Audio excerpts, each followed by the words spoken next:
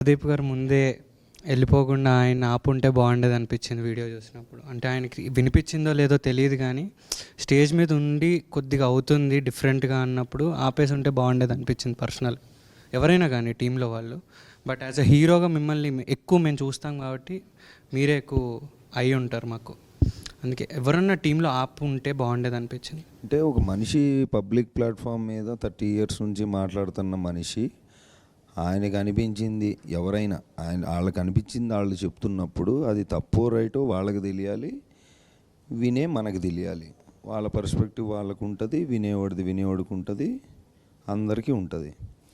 ఇప్పుడు నీ మాటని నువ్వు మాట్లాడుతుంటే నేను వెళ్ళి అడ్డు ఆపి నువ్వు తప్పు అని చెప్పడానికి నేనెవరిని? నీకు పర్సనల్గా నేనంటే ఇంట్రెస్టో లేదా మావాడు అనకపోవడం నాకు నచ్చలేదు అనే నీ ఎమోషన్ నేను అర్థం చేసుకోగలుగుతా. కానీ ఇప్పుడు క్లాస్లో ఉన్నావు నువ్వు, ఫర్ ఎగ్జాంపుల్ మీ టీచర్ ఏదో చెప్తుంటే ఒక పక్కన స్టూడెంట్ ఎవరో ఎక్కువగా మాట్లాడాడు, నువ్వు వెళ్ళి వాడిని ఆపుతావా? నువ్వు విని అసలు నీ నీ నీ పాయింట్ ఏంటో నువ్వు చూస్తావా అనేది ఉంటుంది కదా ఒకటి. ప్లస్ ఇప్పుడు ఒక షాకింగ్ విషయం విన్నప్పుడు నువ్వెలా ఫీల్ అయ్యావో నేను అలాగే ఫీల్ అవుతా మనిషిగా. ఇప్పుడు సమయం బట్టి సందర్భం బట్టి ఎవరి పర్స్పెక్టివ్ వాళ్ళు కరెక్ట్ లాంగ్వేజ్తో మాట్లాడాలి అనేది ఒక ఐడియల్ సొసైటీ, బాగుంటుంది అలా ఉంటే. కానీ అలా ఎంతవరకు ఉందనేది మనకు తెలుసు. సో ఇప్పుడు అలా అనుకుంటే అంటే పక్కన వాడు మాట్లాడేది మనం ఖండించాలి అనే పరిస్థితుల్లో కనుక మనం ఉంటే ఖండించాలి, కరెక్టే. మన కళ్ళ ముందు జరిగితే మనం when asked upon it or when it is over board అవుతున్నప్పుడు ఏదో ఒకటి అనాలి. కానీ అప్పటికప్పుడు నువ్వు గొడవపడి నువ్వు అని నువ్వు బయలుదేరుతావా, లేదా నువ్వు ఆలోచించి ఎందుకు ఇలా ఉంది అది కాదు కదా అని తర్వాత అంటావా, లేదా అక్కడి నుంచి నువ్వు వెళ్ళిపోతావా అనేది నీకు ఆ మినిట్లో ఆ సెకండ్లో నీకు వచ్చిన న్యాచురల్ రియాక్షన్ ప్రకారంగా నువ్వు చేస్తావు. తర్వాత ఎప్పుడో మనం అది చూసి అంటే సంబంధం లేకుండా అంటే పక్కన ఎప్పుడో చూసి ఇదేంటి అలా ఇలా చేశారు ఇలా చేశారని it's easy to say. But ఆ సిచ్యువేషన్లో you are also in front of the thing and maximum I could do or whatever I thought was just walk away. That was my reaction I could give. ఇప్పుడు అందరం comments అవి చూస్తుంటాం మామూలుగా, any topic. ఇప్పుడు మామూలుగా మనం ఇప్పుడు big boss అప్పుడు మేము చూసాం, ఇప్పుడు ఆ అమ్మాయిని ఎవరినో ఊరు నుంచి వచ్చి నాకు చెప్తావు ఏంటని అన్నందుకు ఏం కమెంట్లు పెట్టారో మనం చూసాం. ఇప్పుడు రెస్పాన్సిబిలిటీ అనేది పబ్లిక్లో ఒక మాట అనడం అనేది యాక్టర్స్ వరకు మాత్రమేనా? And not about Shivaji or not about this, general trend ఎలా ఉంది చూస్తాం. ఓ కీబోర్డ్ పట్టుకొని వాడు ఎక్కడి నుంచో వాడి ఇష్టం వచ్చిన మాట వాడి ఇష్టం వచ్చినట్టు మాట్లాడుతున్నాడు. ఇవన్నీ మేము పడుతున్నాం.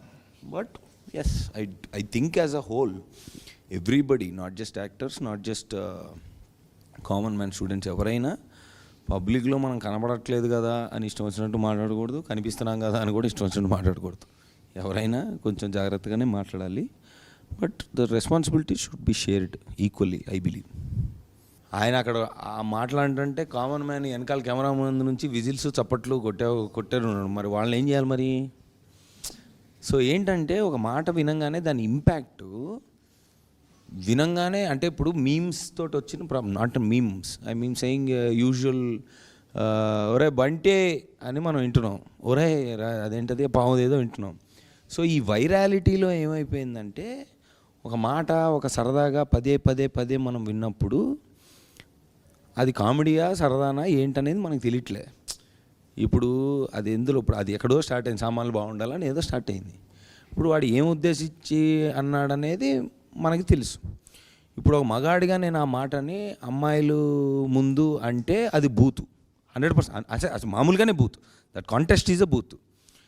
ఇప్పుడు బయట మాట్లాడుకుందాం మనం, అమ్మాయిలు ఉన్నప్పుడు 4 ఇడ్లీలు 2 దోశలు తీసుకొస్తే ఏమున్నాయంటే ఐటమ్స్ ఉంటే సామాన్లు బాగున్నాయా అని వాళ్ళు అనుకొని కూడా జోకులుగా మాట్లాడుకుంటున్నారు బయట, right? If you take it out of it's ఇంత అంటే ప్రతిదానికి ఒక పర్స్పెక్టివ్, ఒక సందర్భం ఏదో ఉంటుంది. నాకు తెలిసి ఈ టేబుల్ మీద ఉన్న వాళ్ళందరూ ఆ మాట వాడే ఉంటారుగా కామెడీగా, అంటే అమ్మాయిల్ని ఉద్దేశించి కాదు, ఏదో కాంటెక్స్ట్లో. I'm not saying it is right, this is wrong. Saying ఈ వైరాలిటీలో ఏ వర్డ్కి ఏం మీనింగ్ ఉంది, ఏ పర్స్పెక్టివ్తో అంటున్నావు, ఎందుకు సినిమాని చూసి వచ్చి సినిమాలో సామాన్లు బాగుంది అంటే I don't know like not just this any other perspective also. So అదొక విచిత్రమైన సిచ్యువేషన్లో ఉన్నాం నా ఫీలింగ్. దండోరా అన్న నేమ్ ఈ టైటిల్ ఎందుకు పెట్టాలనిపించింది, ఎలా చూస్ చేసుకున్నారు? Good question. What is your next question? Okay, అయితే ఏం లేదు, దండోరా అనేది టెక్నికలీ మేము సినిమా స్టార్ట్ చేసినప్పుడు నేను వేరే టైటిల్ అనుకున్నా. అయితే టైటిల్ చాలా పవర్ఫుల్గా ఉండాలి, చాలా రీసౌండింగ్గా ఉండాలి, జనాల్లోకి అలాగా వెళ్తే ఒక మంచి సౌండ్తో ఉండాలి అనే ఉద్దేశంలో వేరే టైటిల్స్ అన్నప్పుడు ఒక ఫ్రెండ్ ఉండి నువ్వు చెప్తున్నది చాలా బ్రాడ్కాస్ట్ మెసేజ్ కదా, like in the message in the sense పెద్ద విషయం కదా. సో ఊర్లలో చిన్నప్పుడు పెద్ద విషయాలు లేకపోతే పంచాయతీలు కానీ ఏదైనా జరగాలంటే ఊరు మధ్యలో వేసి డప్పు కొట్టి చెప్పేవాళ్ళు. పలానా ఇప్పుడు రేషన్ షాప్ వచ్చిందన్నా లేకపోతే పంచాయతీ ఉందన్నా కానీ ఇక్కడ పంచాయతీ అవుతుందా హో అని. So that's a common place of broadcasting broader message. So నా సినిమా నేను ఒక బ్రాడర్ మెసేజో బ్రాడర్ ఐడియాను నేను బ్రాడ్కాస్ట్ చేస్తున్నాను అన్న ఫీల్ అయినప్పుడు వై నాట్ దండోరా ఫర్ దిస్ అని చెప్పేసి అలాగా దండోరా అనే టైటిల్కి జీరో డౌన్ అయినాం. నచ్చిందట టైటిల్ దండోరా అనేది? నచ్చింది. థ్యాంక్ యూ, మోమటానికైనా థ్యాంక్ యూ. కానీ సినిమా కూడా చాలా బాగుంటుంది. థియేటర్లో ఎందుకు ఆడియన్స్ ఈ మూవీ మిస్ అవ్వకూడదు? అయితే థియేటర్లో ఎందుకు మిస్ అవ్వకూడదు అంటే నీకు లార్జర్ ఆడియన్స్తో చూస్తున్నప్పుడు you have a community experience. ఈ సినిమా కమ్యూనిటీ ఎక్స్పీరియన్స్ ఎందుకు చెప్తానంటే నీకు సినిమా జరుగుతున్నప్పుడు నీకు సినిమా నడుస్తుంటుంది, నీలో ఒక చిన్న థాట్ నడుస్తూ ఉంటుంది, ఎట్ ద సేమ్ టైం నీకు చాలా క్రౌడ్ అరౌండ్ ఉంటారు. సో యూ విల్ అండర్స్టాండ్ అంటే ఒక కమ్యూనిటీ ఎక్స్పీరియన్స్ బ్యూటిఫుల్గా వర్కౌట్ అయ్యి అది ఖచ్చితంగా చేయాల్సిన సినిమా ఇది. అది ఎందుకంటే విలేజ్ వైబ్ కానీ విలేజ్లో ఉన్న క్యారెక్టర్స్ కానీ ఆన్సాంబుల్ కాస్ట్ కానీ ఇదంతటికి జస్టిఫైడ్ థింగ్ బిగ్ స్క్రీనే. సో మీరు ఒకవేళ బిగ్ స్క్రీన్లో ఇది చూసి బాగుంటుంది అని చెప్పేసి మీకు అనిపిస్తే మీరు 10 మందికి చెప్పండి. ఇప్పుడు ఈ మూవీ నుంచి మీరు జనాలకు ఏం మెసేజ్ ఇద్దాం అనుకుంటారు? అంటే ఎట్లా అంటే ఇప్పుడు క్యాస్ట్ నుంచి నెగిటివ్గానా పాజిటివ్గానా ఇంటర్ క్యాస్ట్ మ్యారేజ్ చేసుకోవాలా వద్దా? నీకు సూపర్ క్వశ్చన్స్ ఉన్నాయి, నువ్వు సినిమా చూడు, నాకు డిఎం చేయి నువ్వేం తీసుకున్నావు. కాకపోతే నేనేం మెసేజ్ చేయాలనుకున్నా మెసేజ్ అనేది ఫస్ట్ ఆఫ్ ఆల్ నేను సబ్స్క్రైబ్ చేయను, బికాజ్ జనాలకి మెసేజ్లు అవసరమా లేదా అనేది I don't know, like I'm not at right place or state of mind to మెసేజ్లు ఇవ్వడానికి. బట్ ఈ సినిమా త్రూ కొంచెం ఎంటర్టైనింగ్గా ఒక చిన్న ఫ్యాక్ట్ని చూపించడానికి ట్రై చేశాను.